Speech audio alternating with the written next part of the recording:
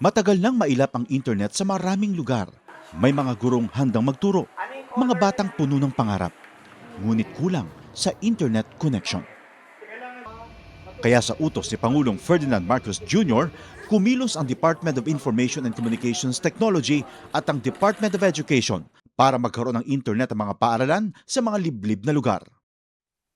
Noong nakaraang linggo, dinayo ng Pangulo ang Island School sa Binuangan Elementary School sa Ubando, Bulacan para tingnan ang estado ng koneksyon. Nakita ng Pangulo, maayos na ang internet.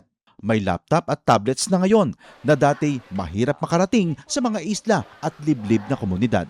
Ang buong budget ng DepEd na napapakinabangan ho ng lahat ng stakeholders mula Batanes hanggang Tawi-Tawi. Maging mga paaralan sa Basilan, dinayo ng DICT at unti-unting nagka-internet ngayon. Kasama po namin si Secretary Henry po. Si Sec. Asa na si Hindi po, sir. mismo yata ang nagkakabit eh. Hi, Mr. President, Secretary. In Basilan, 189 schools na binigay sa aming assignment ni Seksani, 172 na yung nakakabit. Dahil ang internet sa mga paaralan ay hindi lang basta signal, isa itong tulay para mas mapalapit ang kaalaman sa bawat silid-aralan. At sa bawat paaralang nakokonekta, may mga batang mas nabibigyan ng pag-asa.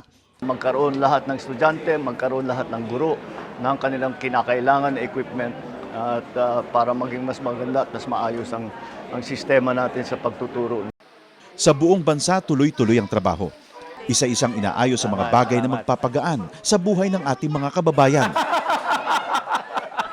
Para ang edukasyon ay mas maging abot kamay ng bawat batang Pilipino, anumang isla o lalawigan sa bansa.